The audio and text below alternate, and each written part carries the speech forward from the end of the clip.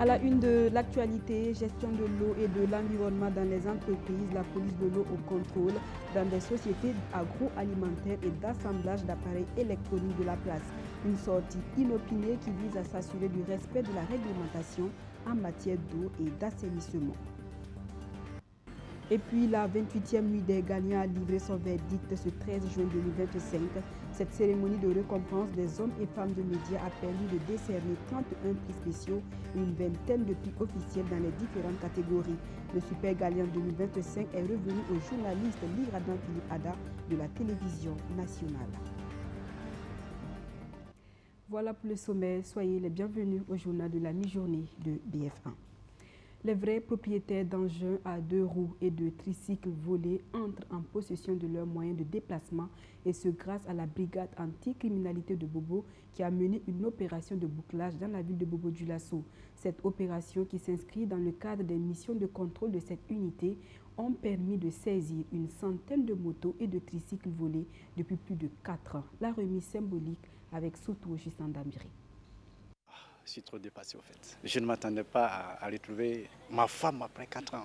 Après 4 ans de séparation, je ne m'attendais pas à la retrouver. 4 ans après les faits et grâce aux missions régaliennes de la brigade anticriminalité BAC de Bobo-Dioulasso, Djamel Bari retrouve enfin son engin volé. Vraiment un grand merci à la police pour avoir abattu ce travail parce que je suppose que durant 4 ans, ils n'ont pas dormi, ils ne faisaient que chercher. Puis j'ai porté la plainte au niveau de la police. Et vraiment, Dieu merci. Je les remercie beaucoup. Louise Sankara se dit également heureuse de retrouver sa motocyclette volée en 2022. Bon, la moto a été volée le 1er avril 2022. C'était garé devant mon restaurant à côté du commissariat central. Aux environs de 19h et quelques, la moto a été volée. Je suis très contente et je salue l'effort de nos policiers. Au total, c'est une centaine d'engins à 2 et 3 roues volés qui ont été saisis par la cellule de recherche des renseignements opérationnels de la brigade anticriminalité BAC de Bobo-Dioulasso. Des engins saisis lors des opérations de bouclage menées dans la ville dans le cadre des missions de contrôle. Les détenteurs de ces engins, dès lors qu'ils sont rentrés dans notre dispositif, ils ont dû constater que comme ils sont dans l'irrégularité, ils ont abandonné ces engins en fuite. Donc nous avons saisi ces engins. Il y a des engins qui ont été déclarés volés depuis 2021 et 2020-2023.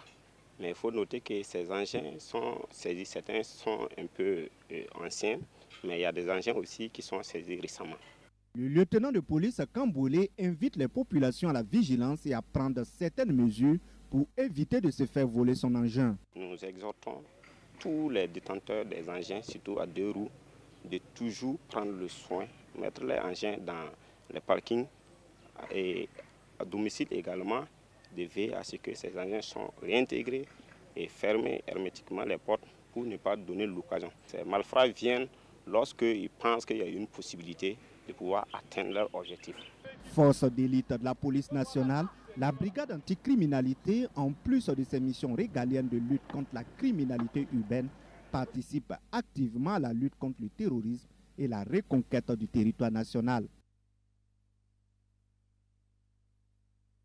C'est une sortie inopinée de la police de l'eau dans les entreprises agroalimentaires et d'assemblage de matériel électronique qui vise à s'assurer du respect de la réglementation en matière d'eau et d'assainissement.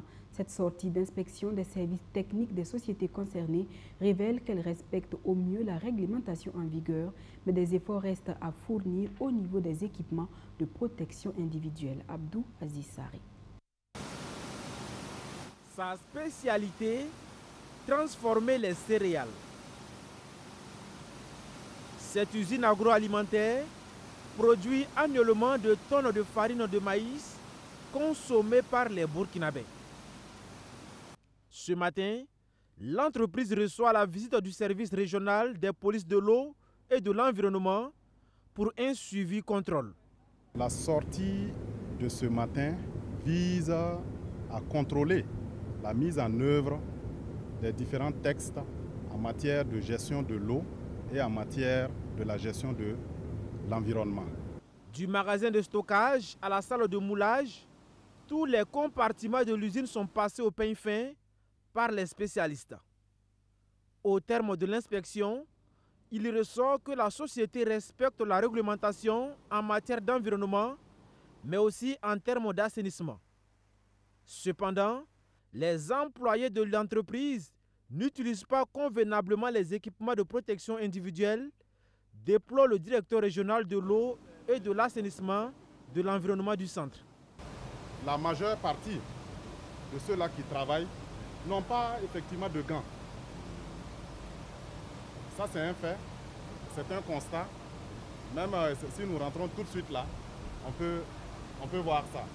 Voilà. Ils n'ont pas de gants et ils n'ont pas également de chaussures de sécurité. C'est les EPI. Ces outils-là sont très importants parce que ça permet effectivement de prévenir certains accidents. Donc ça, c'est un élément vraiment qu'il faut que vous regardez encore davantage. L'inspection des services techniques du ministère de l'Environnement se poursuit ensuite au sein de Horizon Industrie. Spécialisée dans l'assemblage des appareils électroniques, cette unité industrielle respecte également la réglementation en matière d'environnement et n'émet pas d'ondes radioactives, rassurent les responsables. Néanmoins, le service régional des polices de l'eau et de l'environnement demande à l'entreprise d'aménager des espaces paysagers et de se mettre à jour de la CFE, contribution financière en matière d'eau. Parce que c'est une taxe qui est très importante. C'est grâce à cette taxe-là que l'agence de l'eau arrive justement à préserver et à traiter les eaux effectivement de nos barrages par exemple. Le contrôle du service régional des polices de l'eau et de l'environnement se termine dans cette cimenterie sise à la zone industrielle de Kosodo. Ici, le niveau de potabilité de l'eau de forage est contrôlé. Voilà, les trois paramètres sont bons. Ça donne de bons résultats. Quels sont les trois paramètres? C'est l'oxygène dessous, et ça c'est le pH, et ça c'est la conductivité de l'eau. Voilà, tout est non, ça respecte les normes de potabilité. Au niveau de la préservation de l'environnement, la cimenterie est également citée en exemple. Les équipements sont munis de systèmes de captage de la poussière que nous appelons ici des filtres.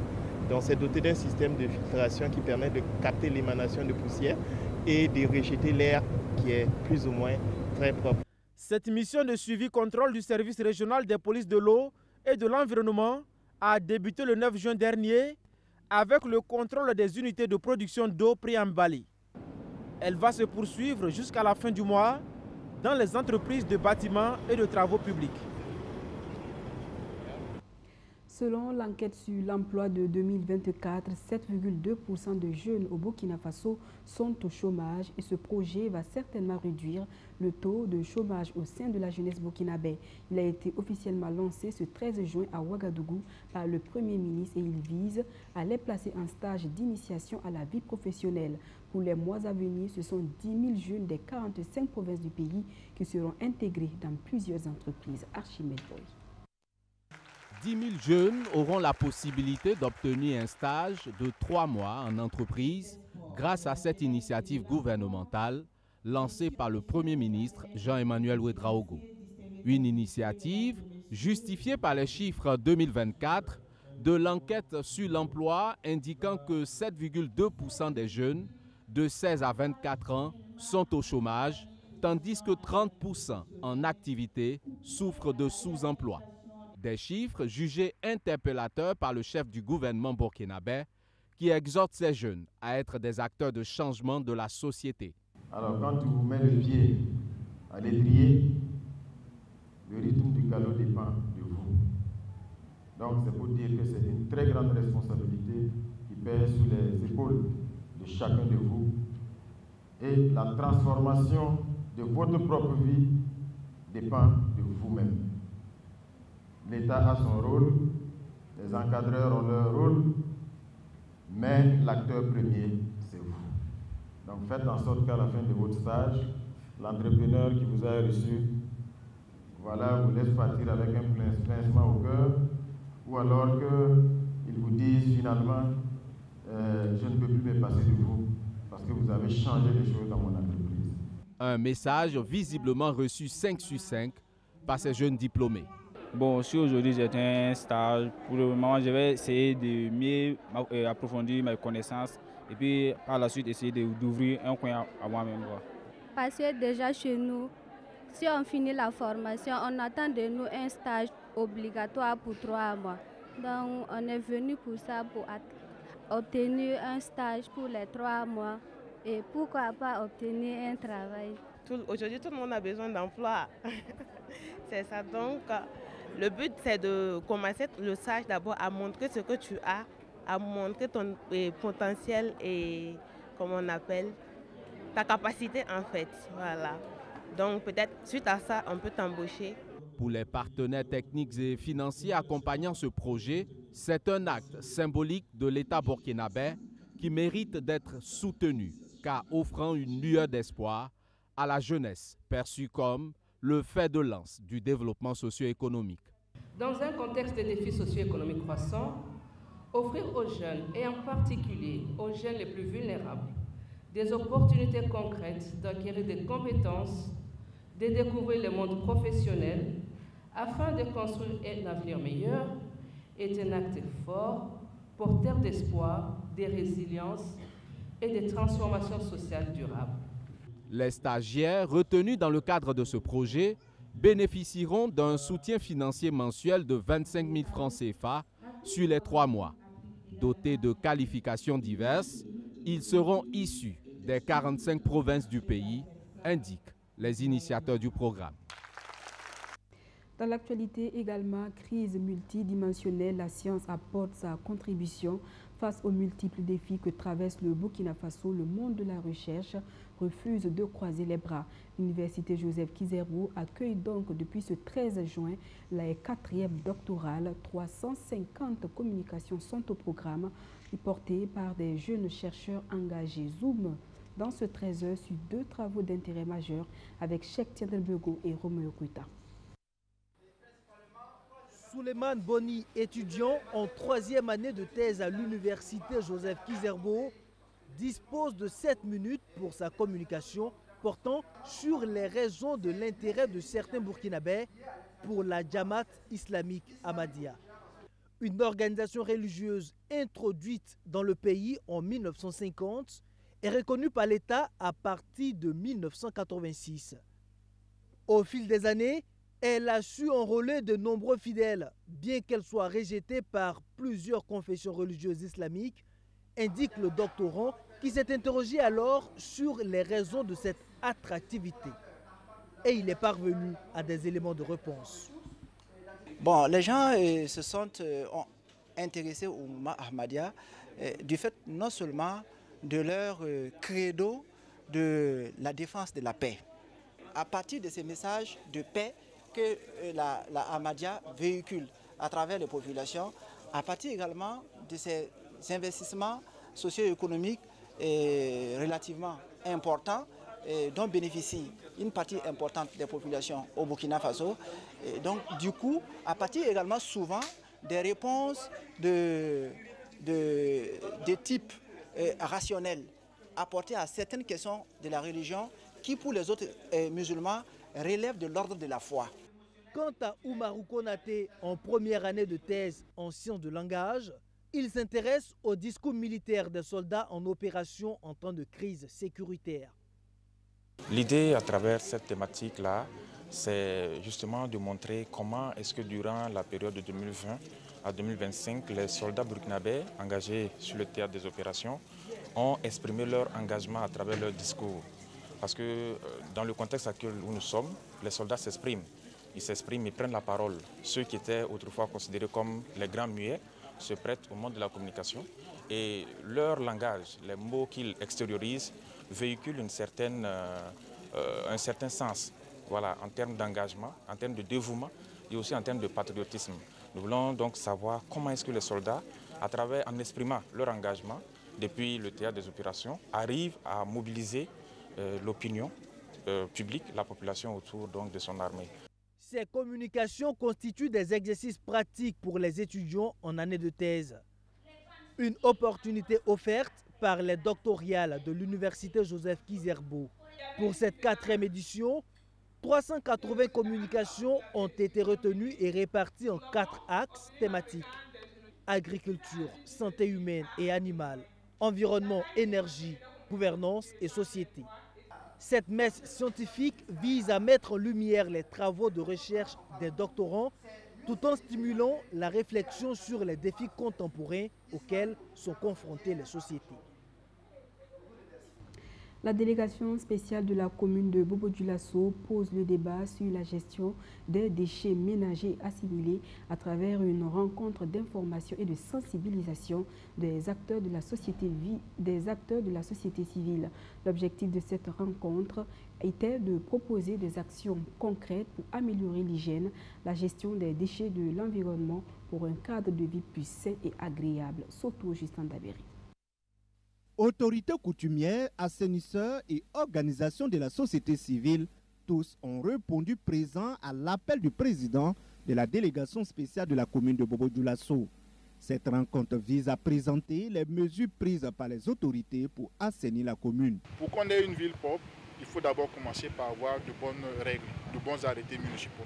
Et donc dans le cadre de la préparation de l'arrêté qui va bientôt intervenir, nous avons voulu aussi solliciter le point de vue des leaders coutumiers, des leaders de la société civile sur le projet de document sur lequel nous avons travaillé. Et donc, comme vous l'avez suivi, il y a eu de nouvelles propositions faites pour pouvoir intégrer la dimension des anciens quartiers, où nous avons plutôt des concessions à l'africaine, un ménage avec une quinzaine de maisons à l'intérieur, avec un chef de ménage où les gens peuvent aller jusqu'à 50 personnes, qu'il fallait aussi un barème pour ce genre de concessions typiquement africaines dont il faut aussi tenir compte dans notre arrêté. Cette rencontre d'échange est appréciée positivement par les participants. Le chef du quartier Ouizenville invite la population à adhérer à l'initiative des autorités communales. Tout le monde voit la ville est très sale. Avant, Bobo-Dioulasso était une ville très propre. On se le disait partout. Mais aujourd'hui, il y a des tas d'ordures partout, les déchets partout, les caniveaux sont bourrés. Vraiment, ça ne va pas. Nous lançons un appel à la population vraiment de s'adhérer à cette initiative-là. Ça nous satisfait parce que, bon, il y a longtemps, nous sommes dedans. On avait tellement de difficultés. Et cette fois-ci, on voit que les choses s'améliorent. Et ce qui vient de se passer aujourd'hui, en tout cas, ça nous satisfait beaucoup. Et nous demandons que ça soit une bonne concrétisation. Pour le directeur provincial en charge de l'assainissement et de l'environnement du Oui, les mesures prises par la commune de Bobo-Dioulasso sont salutaires. Nous savons très bien que la ville de Bobo-Dioulasso est une des villes vraiment sollicitées par l'ensemble des Burkinabés. Voilà, donc chacun souhaiterait vraiment passer à Bobo-Dioulasso pour vraiment visiter. Donc il va de soi que la ville soit vraiment assainie dans ce sens-là. Pour la gestion des déchets ménagers et assimilés, il est prévu que chaque ménage de 25 personnes paye une somme de 3 000 francs CFA et que le ménage de plus de 25 personnes paye une somme de 5 000 francs CFA par mois. On reste à Bobo-Dioulasso où l'association burkinabé pour l'inclusion des personnes atteintes d'albinisme a commémoré ce 13 juin la journée internationale de sensibilisation à l'albinisme. Une journée placée sous le thème « Exigeons nos droits, protégeons notre peau, préservons nos vies ». À travers cette rencontre d'échange, les acteurs entendent promouvoir l'inclusion des personnes atteintes d'albinisme, surtout Justin Dabéry. Un albinos, une protection, une hygiène. C'est dans cet élan que l'association burkinabé pour l'inclusion des personnes atteintes d'albinisme, ABIPA, célèbre la 11e journée internationale de sensibilisation à l'albinisme. Cette journée a pour objectif d'informer et de sensibiliser les populations contre toute forme d'exclusion et de promouvoir l'éducation sanitaire des personnes atteintes d'albinisme. Les témoignages que nous entendons de par les parents et les personnes concernées, elles-mêmes nos membres, il y a un véritable changement de comportement qui est en train d'opérer. Les familles, les communautés acceptent de plus en plus et incluent de plus en plus les personnes atteintes d'albinisme dans la vie de la communauté, que ce soit au niveau de l'éducation, au niveau de la santé et au niveau de la participation citoyenne. Il y a un changement qui est en train de s'opérer et c'est ce qui nous encourage. C'est une journée où nous devrons donner plus de priorité, de droits aux personnes atteintes d'albinos. Je demande à toute la population de ne pas nous regarder autrement. Regardez-nous comme vous-même vous regardez. La célébration de la 11e journée internationale de sensibilisation à l'albinisme est marquée par plusieurs activités en vue d'une sensibilisation plus efficace. Hier, on a consulté par les consultations en ophtalmo et en dermato. On a fait consulter nos membres gratuitement et payer les ordonnances. Voilà, aujourd'hui, c'est la cérémonie officielle suivie des expositions des produits fabriqués par les personnes atteintes d'albinisme. Les personnes atteintes d'albinisme étant des personnes qui ont des spécificités en termes de pathologie oculaire et cutanée et en termes de difficultés d'inclusion sociale et d'autonomisation. Donc il se dévait au regard de notre mission de les soutenir afin d'assurer une prise en charge des pathologies oculaires et cutanées. Créé en 1999, l'ABIPA s'est donné pour mission de pallier aux problèmes de santé cutanée, oculaire et d'inclusion des personnes atteintes d'albinisme. Selon le PDS de la commune de Bobo-Dioulasso qui a présidé la cérémonie, cette journée de sensibilisation est une opportunité, dit-il, pour rappeler que la diversité humaine est une richesse et que nous tous, sans exception, être respectés et inclus dans la société. Je vous le disais en titre, la 28e nuit des Galiens a livré son verdict ce 13 juin 2025.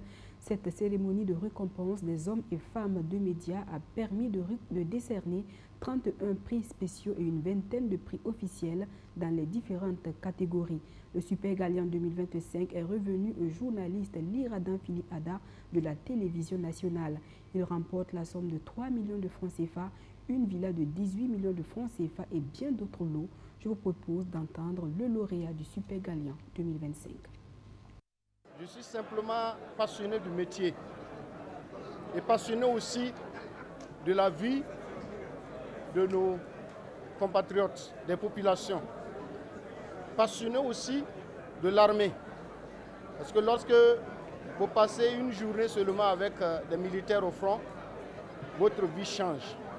Vous n'êtes plus la même personne. Et même si on vous dit de rester en ville, vous avez l'impression qu'on vous a mis dans une prison. 2 œuvres. Le premier, c'est Grand Ouest, le tournant décisif. C'était une opération d'envergure dans le Grand Ouest qui a permis de reconquérir beaucoup de villages et de réinstaller les populations. L'autre élément, c'était le ravitaillement des villes de l'Ouest, de l'Est plutôt. Et là aussi, nous sommes tombés dans une embuscade. Vous avez pu bien le comprendre, c'était une mission à haut risque. C'était d'ailleurs le titre du reportage. Le lauréat du prix Nescafé au Koundé 2025 est entré en possession de son prix.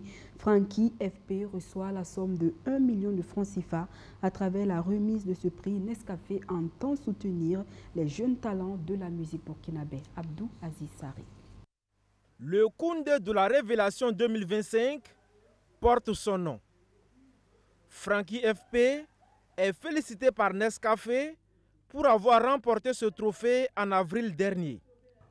L'artiste reçoit la somme d'1 million de francs CFA en guise d'encouragement grâce au partenariat entre les Koundé et Nestlé Burkina. Tout au long de l'année 2025, Francky FP sera également la tête d'affiche de tous les événements publics organisés par Nescafé. Cela rentre dans le cadre du groupe, de l'engagement du groupe Nestlé envers la jeunesse mondiale. Donc au niveau du Burkina, on ne peut pas rester en marge de ça. Mais au niveau de la marque même, la raison d'être de la marque, c'est d'inspirer la jeunesse, de l'inspirer vraiment à croire dans ses rêves et à travailler pour y aboutir. C'est pour cela que nous sponsorisons le Koundé de la Révélation. Donc le Koundé de la Révélation, ce n'est pas un hasard, c'est parce que c'est la catégorie qui récompense les artistes ayant sorti leur premier album au cours de l'année. Pour Francky FP, il est réconfortant d'être soutenu par des entreprises, surtout en début de carrière. Nous sommes dans un contexte où les moyens font défaut. Donc franchement, recevoir un soutien comme ça, c'est une bouffée d'air et ça aide à continuer, quoi. Donc ouais, je suis très content. Cela fait maintenant plus d'une décennie que ce partenariat entre Nestlé Burkina et les Koundé perdure au grand bonheur des étoiles montantes. La révélation, moi, ça ne m'étonne pas parce que Nescafé, à travers l'ANA, comme j'ai dit il y a quelques années, c'était un concours itinérant organisé par la marque Nescafé pour révéler les talents, pour faire sortir les artistes qui étaient dans l'ombre et me mettre à la lumière. La preuve, je vous dis qu'à chaque fois que j'ai l'occasion, que Floby en est un exemple vivant. Et c'est à travers l'ANA qu'il a tapé dans l'œil de Papus et puis bon, c'est parti. Donc vraiment, c'est l'occasion encore de remercier la marque et à travers la marque, toute la maison Nestlé pour cet accompagnement. En 23 éditions, ce sont 22 talents que les Koundé ont contribué à révéler. La plupart sont en vogue actuellement dans la sphère musicale burkinabé. Dernier point de ce journal, face aux difficultés que rencontrait le football, le colonel Félix Thiam-Tarbou, ministre de la Jeunesse et des Sports de 1972 à 1976, avait créé les équipes régionales. Elles regroupaient les meilleurs joueurs de chaque région administrative et financées par l'État. Supprimée en 1982 pour des raisons politiques, certains pensent que la formule peut encore servir au regard de la situation actuelle des clubs au Burkina Faso. Madi Zongo et Maxime Ilboudo ont interrogé des acteurs du sport roi. La création des équipes régionales est l'œuvre du colonel Félix Thiam-Tarbou, ministre de la Jeunesse et des Sports au début des années 1970. Si c'est un club par région, c'est facile à soutenir. Mais si le nombre est comme ça, ça va être difficile. Ils ne peuvent pas. Donc c'est mieux de se regrouper pour créer des équipes. Ici, on avait le Boulkiemde Football Club. Avant même que la province ne soit. C'était Roubenga, on a amené à Boulkiemde. On peut revenir faire Boulkiemde. Le résultat est positif puisque le Kadiogo Football Club reste à ce jour le seul club burkinabé à atteindre les demi-finales d'une coupe africaine. Mais l'expérience est vite abandonnée. Il y avait des oiseaux de mauvais augure qui ont fait croire que ça pouvait diviser le pays. L'argument est battu en brèche par le professeur Bruno Dotti-Sanon. Même sans ces équipes, est-ce que l'unité nationale au niveau des différents pays n'est pas menacée? Non. Je crois que ça a été une mauvaise analyse à l'époque. Avec l'incapacité des entreprises à sponsoriser les clubs, l'approche administrative peut constituer une solution, même temporaire. C'est une des bonnes formules, en tout cas. C'est une des bonnes formules. Sinon, notre football, là, le football est devenu de l'argent. Alors que nos clubs n'ont pas l'argent. Nos sociétés même sont malades. Si ce n'est pas des sociétés étrangères, nous, nos propres sociétés ici n'arrivent pas à subvenir même à leurs travailleurs. Ce n'est pas l'argent qu'ils peuvent mettre dans le football. Un club est une structure complexe dont la mise en place dépasse le cadre du volontariat. Pour faire une équipe de football, ce n'est pas facile. L'encadrement est pour beaucoup. Or, dans les autres localités en dehors de Ouagadougou, l'encadrement n'était pas évident. Il y avait des passionnés de football, mais conduire une équipe, ce n'est pas chose facile. Parce que nous déjà, on nous a barré de jouer des finales parce que les infrastructures n'existaient pas. Il faut dire aussi que, moi je pense qu'on n'était pas aidés. Il n'y avait pas de motivation, c'est le joueur même qui se motivait. On gagne la Côte d'Ivoire à Abidjan. On nous donne une prime de match 5 000 chacun. Et Akran vient me voir parce qu'il voulait que j'aille à la SEC. Tu vois ça, on a perdu contre vous, c'était un match amical, c'est vrai, mais ils ont voulu nous donner 80 000 chacun, nous on a refusé. J'ai dit, Akran, nous là, nous on ne joue pas pour l'argent. Quand j'ai dit, bon, on nous a donné un pourboire de 5 000, il m'a dit, toi tu es joueur de 5 000. Depuis la suppression des équipes régionales en 1982, les clubs burkinabés peinent à se faire respecter sur la scène africaine. Voilà, on s'arrête là pour aujourd'hui. Merci de nous avoir suivis et excellent début de week-end en compagnie des programmes de la chaîne Au cœur de nos défis. À très vite, j'espère.